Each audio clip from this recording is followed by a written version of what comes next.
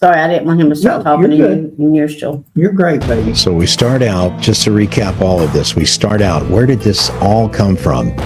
It came from animosities that resulted fighting together during the Civil War, and one member leaving early and going home, and the other one continuing to fight, getting thrown in a military. One person leaving early and one continuing to fight and thrown in a military prison. One leaving early, one deserting. Devil Anse Hatfield deserted. Go ahead. Not left early. He deserted and ran. Prison, came back. Hardship conditions were just overwhelming. It was difficult to find food, difficult to earn a living. Yep. You had the input of... You've seen that on the first video. That's Devil Anse, where his rank was private. He's absent without leave. He left in February of 63, and he never comes back. When he signs the Emancipation in 65, May of 65, he was still a rebel deserter. That's documents. That's paperwork. That's tangible, the physical evidence. That's where Randall McCoy was prisoner of war. A prisoner of war, Camp Douglas, Illinois, August of 63, and he didn't get out till the war was over in 65. And then this should be Uriah's, That's my great-great-grandfather, Uriah McCoy. Same way, prisoner of war. And this is talking about Rebel deserter, 5'6", Devil Anse Hatfield, Anderson Hatfield at the time. You got to talk fast. But it was very clear they put a retaining wall there that's made out of the blocks of the moat around the property he created. Guys, we hear this all the time. And again, this may be minute to some people, but I don't want people in the cities or off places and everything. Don't always believe everything you hear. A moat. And you know this from kindergarten that, moats is water that surrounds a castle or a fort or something. And go ahead and you'll show there's not a moat around Devil Anse's property. There's a hillside in the back of it. Here's what it would look like if it was a moat. There's a moat. Guys. One way in, one way out, surrounded by, that's called a creek. That is a creek with a retaining wall to keep the creek, when the water gets high, from washing off the bank of the yard there. That's nothing but a creek coming down the road. If you'll look behind Devil Anse, behind the place there where Jack lives, the home place is gone. It's no longer there. That's a hillside. It's not a moat, guys. He used to call the house across the road the hideout and so forth, but go ahead. I'm not there anymore. Fred don't live here no more.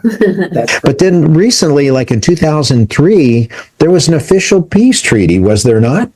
How did that work? Yeah, so Ron McCoy and Bo McCoy, they are direct descendants of Randall McCoy.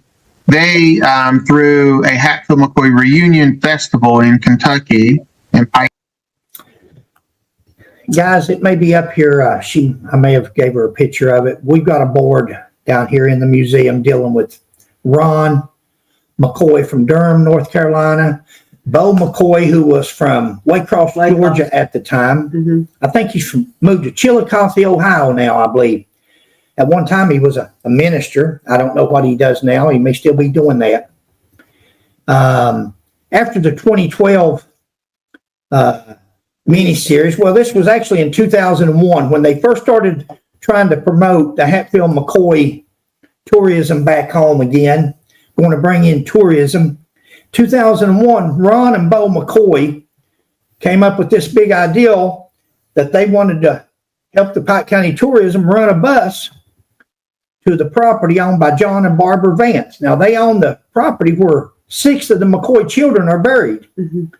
They didn't buy the property for that. They bought the property to live on. They just happened to inherit those 6 graves. It was one time part of Randall McCoy's property. Right. They wanted to run a bus and charge people to see that tombstone and those graves. John and Barbara Vance wouldn't have no part of it. They didn't want nobody being charged to see the graves. Up to that point, nobody ever had a problem stopping, going up on the hill and visiting the graves. After that, Ron and Bo McCoy filed a lawsuit in Pike Circuit Court against Barbara and John Vance, wanting to force them to let them run a bus or make that property public where they could do different things with it. He already had no problem with anybody coming and visiting the cemetery. They created a problem that was never there. They filed a lawsuit. They lost the lawsuit. John and Barbara Vance cut visitation down to once a year, Memorial Day, and it was only for family members. Exactly. It was only people that was related to the McCoys that could go and visit then, and still now. Yep. So that's where Bo and Ron McCoy came in at. Now, let's finish up with what he says about Ron and Bo here. County, Kentucky, Pikeville. And it was a huge event. I think they had, Ron told me, around 5,000 or 10,000 people attend. This story comes from Ron directly. Ron said that him and Bo wanted to give out an award they called the Real McCoy Award. And they thought, how funny would they be if they found a Hatfield to give it to? So they found a guy by the name of Rio Hatfield. There's your lawsuit up in the top left-hand corner. You can Google lawsuit, Hatfield and McCoy. You know, the funny thing about this lawsuit, Ron McCoy says he got attention from all over the world. He said, I'd have to be a marketing genius to have done this for publicity. Well, he was, because this lawsuit was actually between the McCoys, those two McCoys there, and John Barbra Vance. So it would have been called the McCoy versus Vance lawsuit. But Ron put in the newspaper that it's the first time the Hatfield McCoys were back in court in years. The Hatfields were not in court. It was a Vance that was in court. Exactly. But when you bring that Hatfield name in there with a McCoy, look at the attention. There's the Washington Times, Chicago Tribune. It made worldwide news. That's Rio Hatfield in the middle holding a rifle, but we'll get to him in a minute. And here's Mr. Vance's place, and then up this little road here is where the McCoy children. Thank you, babe. Exactly. That's the road. The blue house there is the house on the side of the hill. Behind it is the McCoy Monument, and that's all the property there is there to turn in, and that's why there's no room to make it commercial property. And all these documents you're seeing here are hung up in our museum here. It's a publicity stunt. Now, this right here, that's okay. It shows it again, I believe. Right there. Okay. That's Rio Hatfield on the left, Bo McCoy in the middle, and Ron McCoy on the right. This is the document that they signed saying that they were calling peace to the Hatfields and McCoys after 9/11.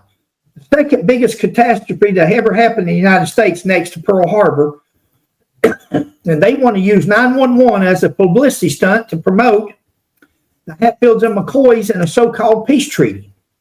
Now, there'd already been two peace treaties, Kenneth Hatfield and Jim McCoy in 1928, and another Jim McCoy, son of Uriah McCoy, and Willis Hatfield in 1976. But they had this big ideal that, hey, we can get all kinds of national news coverage. If we'll sign a Hatfield McCoy peace treaty, we'll get on the news.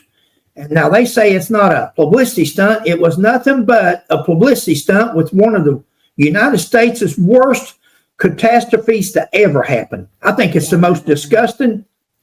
I think it's the most disgusting thing or one of that's ever happened. You file a lawsuit 2 years prior against an innocent family wanting the control of their property. 2 years later, you bring in another fella, and I'll fill you in a minute on Mr. Rio Hatfield. He's the grandson of Alan Hatfield. Alan Hatfield's the police chief one time at Make One, West Virginia. He was the police chief for 2 years, and during those 2 years, he killed two men. Both of them he was indicted for murder. The first one they let off because his officers refused to testify. They left. They didn't want to testify in the case. because he's probably more than likely, in my opinion, shot an unarmed man, but there's no witnesses. So they let him off on that indictment. The second indictment, he shot and killed Hubert Bay McCoy, an innocent World War II veteran, unarmed, and shot him in the back of the head. Assassinated style, and killed him. And then Rio, we're going to let you hear a radio interview here at the end of Rio Hatfield telling Phoebe Judge, a radio announcer in North Carolina, his story on what happened and what he told her and what he told the Washington Post and all these other people. Like Sheila said a while ago, fiction sells better than truth, because it did. It was all over that his grandfather had been shot in the back 3 times by McCoy, and then his grandfather turned around and shot and killed the fella, and it just happened to be a McCoy in a brothel. And we'll let you hear that story out of his own voice. This is the man that signed the peace treaty. This is the man that wants peace and harmony and everybody to get along. And he made up a story like this on a World War II veteran, a World War II hero that was on Omaha Beach in the Pacific. Go ahead, baby. Y'all see why I don't discuss the feud anymore? Official end. This feud had ended in with the killing of Cotton Top. February of 1890, the Hatfield-McCoy feud was over. And it was definitely over in 1929 when they shook hands and called a truce to it. Kenneth Hatfield, Devil Anse's youngest son, and Randall McCoy's oldest son. It was over. And then it was over again in 1976 when Uriah McCoy's son, Jim McCoy, and Devil Anse's only living son at the time, Willis Hatfield, shook hands and said, let's bury the hatchet. It was through. It was done. This was a publicity stunt at its worst.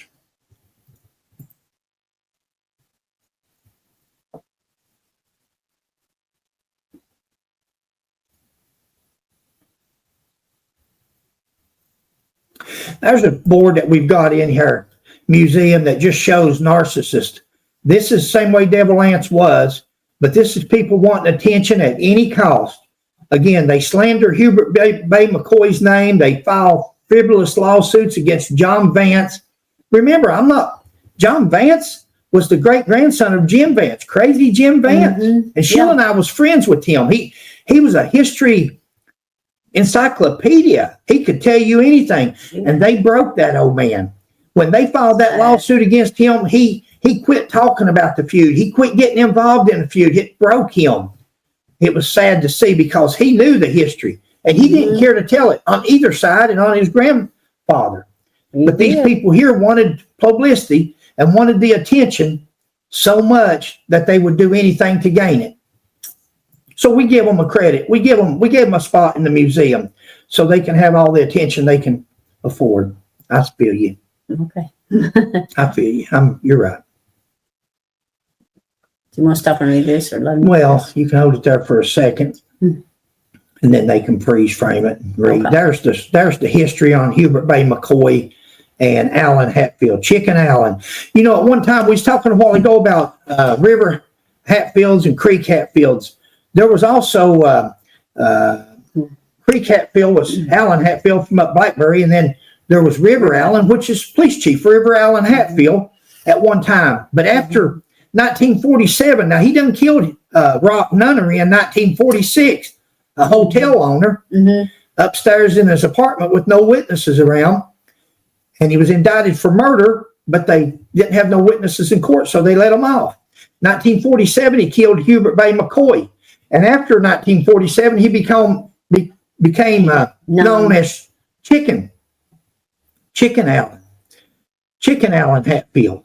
We used to think there was 3 Allen Hatfields on Blackberry. Chicken Allen, River Allen, and Creek Allen.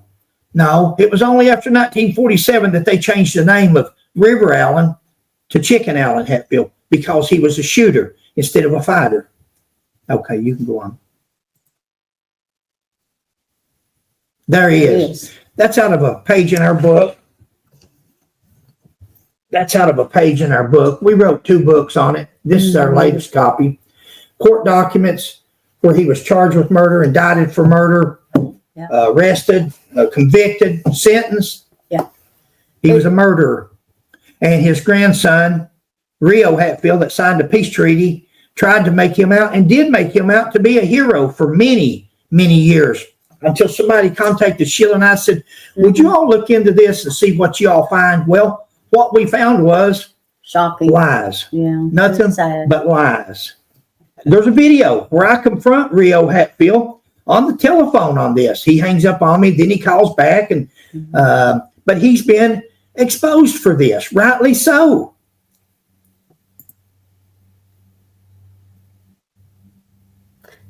Go ahead. That's Hubert Bay.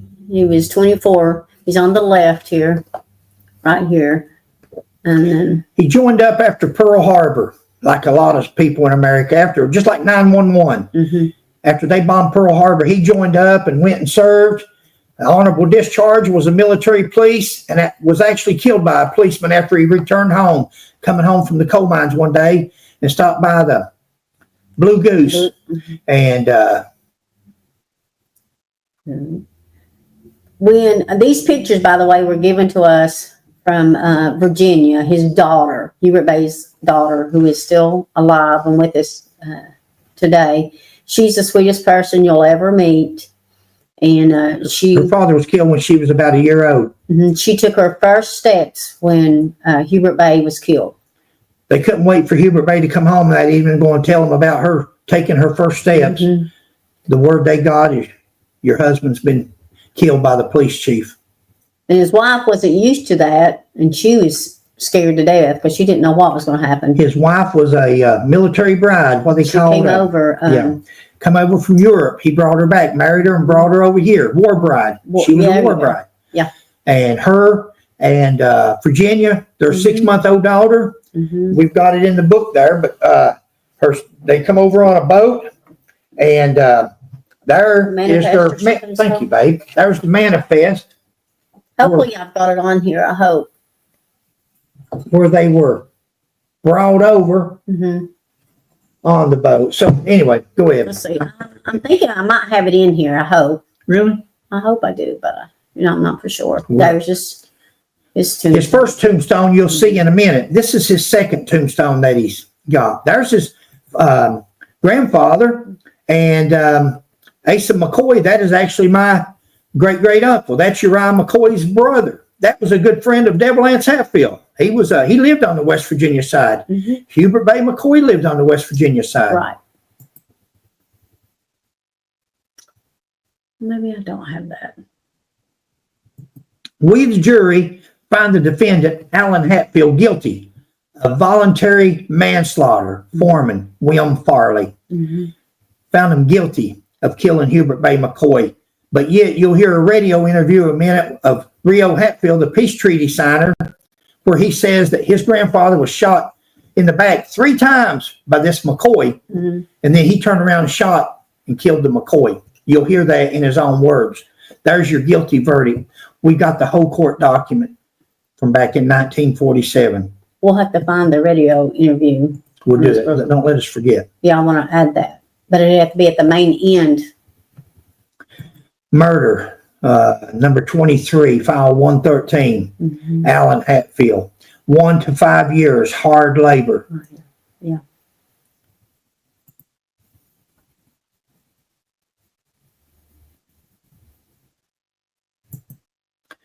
Page 532, if you go to Mingo County Court in Wimpson, West Virginia, and take that number, page 532, 23rd day of May, 1947.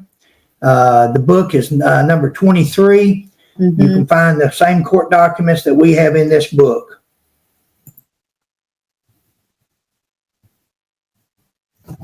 Yeah, let it go ahead and play. Right over here at the bottom or middle right, it says gunshot, base of brain, right there. Gunshot, base of brain, middle on the right there. That's homicide. Homicide. He was murdered. That's Hubert Bay McCoy's death certificate.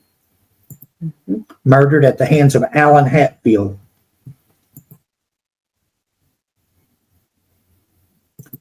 number 23 in her criminal book, number 4, page 432, this 23rd day. And there's, go ahead, babe. Sorry. No, you're good. Just it's felony murder indictment, number 23. That's a copy of it in her book. That's his military discharge, honorable discharge, was a military police. And yet he was shot by a so-called police officer for nothing. Back of the head and him unarmed. But that being said, there's a lot to be learned from this history lesson. Our neighbors and our friends, just because they have a different political view, are not your enemy. They are not the enemy. We have real enemies out there, and it is not your neighbor. Learn from this bloody incident, and from the families, and try to be nice to your neighbor, and everybody. The great thing about America is we can all have different views and theories and whatnot in this country. We're allowed those freedoms. So just remember that, and try to show some unity and come together like the rest of us have. If we can do it, you can too. Okay. Won't you stop it? Yeah. No, let it play. Stop it. Yeah. Guys, I'll show you something. I wasn't going to. Sheila didn't want me to, but I'm still going to show it. Oh, yeah. At the end of this video, I want to add some videos. Jack says, be good to your neighbor. Get along with your neighbor. We can. Well, see, Jack reminds me of Ron McCoy and Bo McCoy filing a lawsuit. Jack reminds me of Rio Hatfield signed a peace treaty and then slandering Hubert Bay McCoy's reputation. That's what he reminds me of, because Jack Hatfield, if you'll go to his Facebook page or his YouTube page, you'll see a video on there called The Trove, where he's into it with his neighbor. In fact, he's into it. If you watch any of his videos, he's into it with several neighbors. But that's how people talk. They talk like that, and they tell you, get along with your neighbor. He calls his neighbor a trove. His neighbor put in a food truck. Jack's got a food truck. What? But he says he's trying to knock his business. Maybe he's trying to have a business. Can we condemn him for that? That doesn't make it right. But these people that talk's one thing to you all. And the thing about Fred McCoy always was, is straightforward. Like me or hate me, I tell you what I think. I don't do this right here. These people that shake hands, and there's a couple more other ones, but they're not in this and not been brought up, so I won't bring them up right now. But they're in our videos if you'll go back and watch them. But don't talk with a forked tongue. If you feel something, say it. Say what you mean and mean what you say. But don't tell people get along with your neighbors and while you're feuding with your neighbors. Go ahead. I'm sorry. Play the video. Yeah, go ahead and let it play. I'm done. I just had to put it in there, baby. Good morning, everyone. I wanted to do a video. I've kind of had enough, and I'm usually taking the high road, but I'm kind of tired of that high road, to be honest with you. I had actually a $100,000 donation lined up to restore the cemetery until my little troll over here jumped in.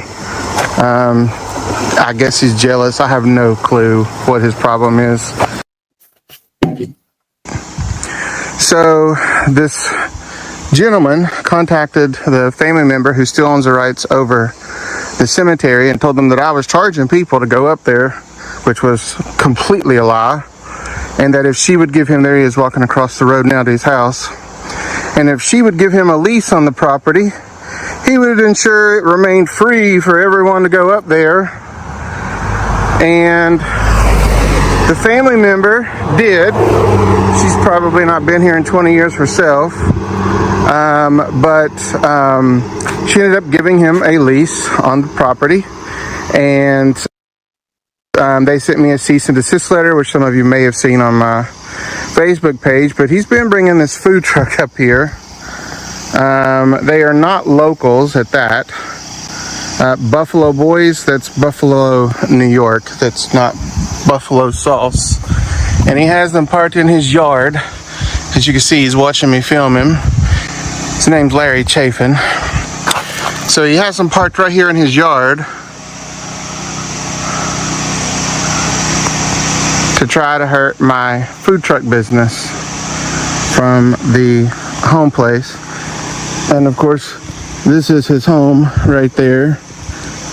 And the man has ran off tourists up here that I've had to apologize for on behalf of the family. He literally drives by my house. Do you want to go on? Do you want to do this? Yeah, how can we do that? We can just let that stay there subscribed. I want to let them hear. Yeah, I was trying to find it, but we'll talk some more about that. Sure. Rio, will you tell us a bit about your grandfather and how he ended up to be the last Hatfield to kill a McCoy?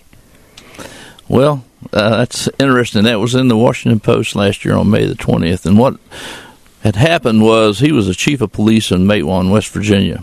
And he had a raid on a illegal operation in the city. And a gentleman there took the gun of another police officer and shot my grandfather 3 times in the back. My grandfather turned and shot and killed him. And later they found out that the person he killed was a McCoy. So it was in the line of duty from this police department. In fact, he was interviewed by a reporter on his, and it's very well documented in a book, interviewed on his glider on his front porch and said, "When are you going to go down and have the bullets taken out?" And he says, "I'll go down in a few hours, have the doctor take them out." He never did go. In fact, that was in 1947, and I wasn't even born, of course, then. And then later I grew up, and when I was a teenager, the bullets had caused some internal injuries that they finally had to remove them, but that was after several years after that. Are those bullets still around? They are not. Unfortunately, they are not. In fact, there was one ring that he had that my father had made for him is not around either. So, hey guys, on these videos, you can't pay no attention to the number. Michael Hatfield had made 3 videos. We started off with 3, and they were too long, so we just cut them in different, smaller lengths. So it wouldn't take up your whole day watching. The last thing I want to comment on, the last part of this video, one of them was Jack Hatfield, and he was talking about how everybody needs to get along, have neighbors, and love your neighbor and all that. And again, there's nothing we like better than evidence to show you. And there's nothing any better than good evidence, physical evidence you can hold in your hand or you can see with your eyes. And that's what you're looking at. This man talks in one term. He talks a good talk. And then the next thing I show you there is the video where he's videoing his neighbor. And he says, "Down there's my neighbor. He does this and he does that." And but yet if you watch all the videos, you'll see where instead of the neighbor stalking Jack, it's Jack that's actually stalking this neighbor. And it's Jack that's mad because his neighbor has a barbecue truck. And Jack says he's trying to hurt his business. He's not trying to hurt Jack's business. He's merely got a barbecue truck to try to make some money from. No different than me saying that with Jack opening a museum, he's trying to hurt our business. We don't care about museums or other people that's in the business. We just care about telling the truth on the history and having reputable items that you can confirm, and you can't say this is Devil Anse's shotgun when it's not, and so forth. And that's what I was trying to do there at the end, is where he's on his neighbor, the troll, him saying one thing and making another video of another. That's the real Jack there. The last part of the video is on Uriah Hatfield. Now again, when we first started making these videos way back, we did 1 or 2 on Hubert Bay McCoy on the entire story. We wrote 2 books on it. So we have all the evidence, all the court files, everything that happened. And it's nothing like the story that you just heard Uriah Hatfield tell Phoebe Judge on the radio. It's nothing like that. That's not what happened. We've got an entire half of a museum downstairs dedicated to the Hubert Bay McCoy family and to him, with over 200 newspaper articles of where Alan Hatfield was charged, arrested for shooting him, unarmed man, to his indictment, to his arrest, to his trial, to his conviction. It's all down there. It's all available. And it's all there available to Rio, and Rio knew what had actually taken place. He spoke that into history in 2011, and from there it just took off like wildfire between all the newspaper articles that picked it up, and they all printed it because he's the grandson of Alan Hatfield. They thought he knew what he was talking about and was telling the truth. He did know what he was talking about. He knows what the story is. He knows the truth about the Alan Hatfield case and his grandfather shooting Hubert Bay McCoy in the back. But it's like Ron and Bo McCoy when they talk about the Hatfields and McCoys were back in court, when it was really McCoys and Vances in court. It wasn't Hatfields and McCoys. And it's the same way with Rio. It made for a whole lot better story that his grandfather shot a McCoy after he'd been shot 3 times. And you'll notice where Phoebe Judge asked, are the bullets still around? Were the bullets still in him when he passed away? And see, once upon a time, the story was that they were. But when she asked that question, and since then, we had sent Rio a copy of our first book talking about, let's exhume Alan Hatfield. Let's see if there's actually 3 bullets in that grave. They'd still be there. And now, when she asked about the bullets, Rio says, no, the bullets was removed. They started causing them problems, and they was removed.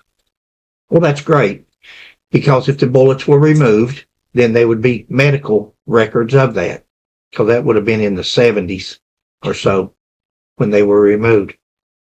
Again, bullets wasn't removed. The bullets was never in Alan Hatfield, but it's easy to prove. It's easy to prove me wrong here, just like I asked for DNA and all these other things. It's easy to prove. All you got to do is show us the medical records where bullets, well, even one bullet was removed from Alan Hatfield. Hubert Bay McCoy was unarmed, had no gun. Rio diverts to, we don't have the bullets, but we also lost his ring. He had a ring that my dad had gave him. Conversation wasn't about a ring. Conversation wasn't about nothing else. It was about those bullets. And in police work, that's what you call redirecting. That's what you call changing the subject. He wanted to point the direction another direction towards the ring or other property rather than talking about those bullets. Very smooth move. It's sad, and I know some people thinks that Fred's probably I don't know what you want to call it, heck raiser, and that's one of the reasons that I don't when I had this change in my life and trying to live right again, I didn't want to discuss the feud anymore, the Hatfields and McCoys, but it's part of my life. It's my history. It's what I've enjoyed for the last, Sheila and I, for the last 40 years together, and me for the last 60 years. And my mother enjoyed it. My grandmother enjoyed it. Family members enjoy it to a point. Nobody probably as much as I do.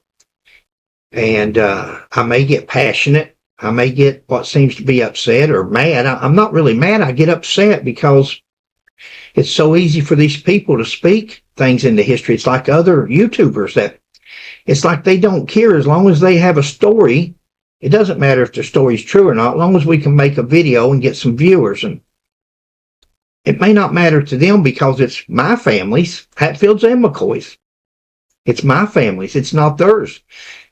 If I went around making videos about other people's families and distorting the truth, or they probably wouldn't like it as much.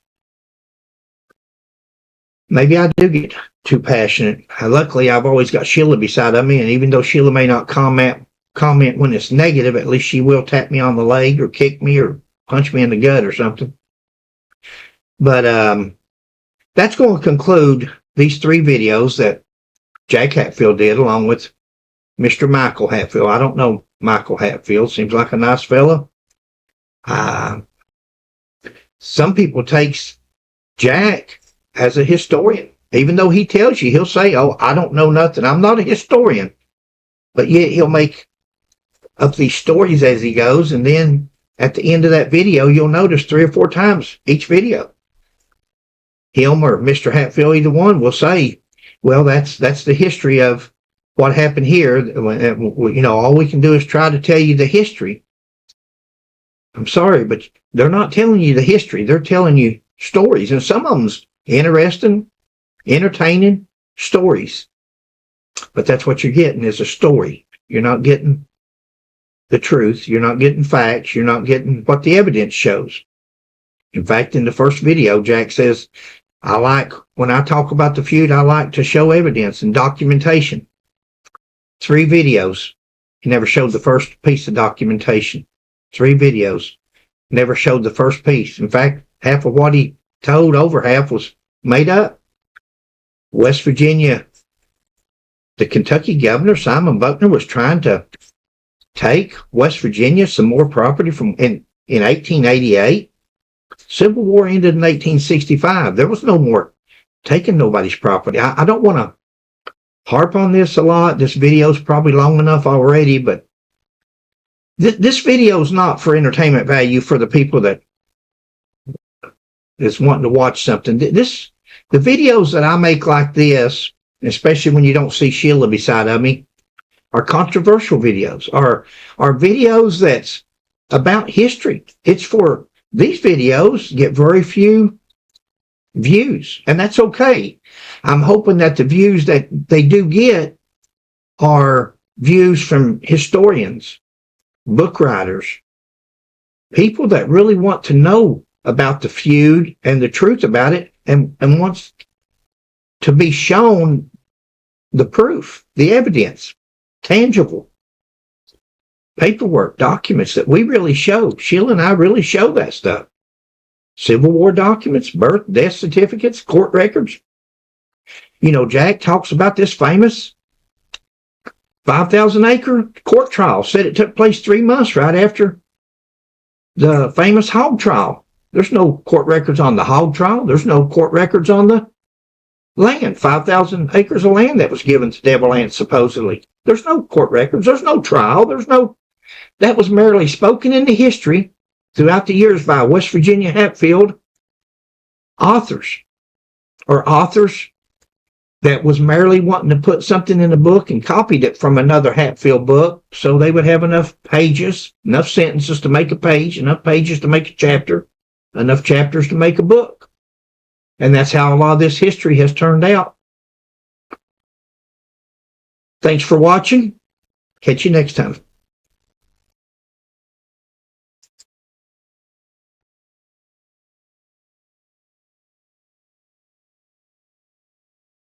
I was going to get the back of that in there if it goes. Guys, if you go to Sarah Ann, if you go to, in fact, there was a comment earlier in one of the videos. They said that when Devil Anse got, in the first video, when Devil Anse left the war, when he deserted, that he returned to Sarah Ann. That's not true. He didn't live at Sarah Ann then. He lived at Newtown or Mate Creek. So he wanted to return to Sarah Ann. He didn't move there until 1888. But if you ever go to Sarah Ann, where the cemetery is at, exactly where he showed in that video just now, where that food truck is, and that guy's name is Larry Chafin. Larry Chafin. If he's a Chafin, more than likely he's related to Levice Chafin, Devil Anse's wife, because she was a Chafin. And go there and let him tell you the history. He's lived there all his life. He didn't move there from Florida. He didn't move away. He was born and raised there. He's been there all his life. He can tell you the history. He can show you the best road to go up to the cemetery, or at least a whole lot shorter path than what they're trying to take you to now. And if you want the real history, besides, if you're not going to West Virginia, stop at Randall McCoy's home place, the big brick there on the left. After you cross the bridge, the house to the left of the bridge, that's Neil Warren. Neil Warren used to give tours on the Hatfields and McCoys, and there's you a historian that you can trust and listen to. Yeah. Other than that, that's going to conclude our series. We won't do a second video. If you want Exactly. Anything else, babe? We know this is long videos. Yes. Sorry about that. This is, again, at least you got something. We always just talk about where we read something or seen something. This time here, we figured that we at least put the clip in there where the person was saying it so you could hear it and hear what they're saying. And then we can show you documentation, real documents, real evidence that it's true or not true. Right. Thank you, guys. Thanks for watching, guys. Please like, subscribe, and share. We'll catch you on the next one. Bye.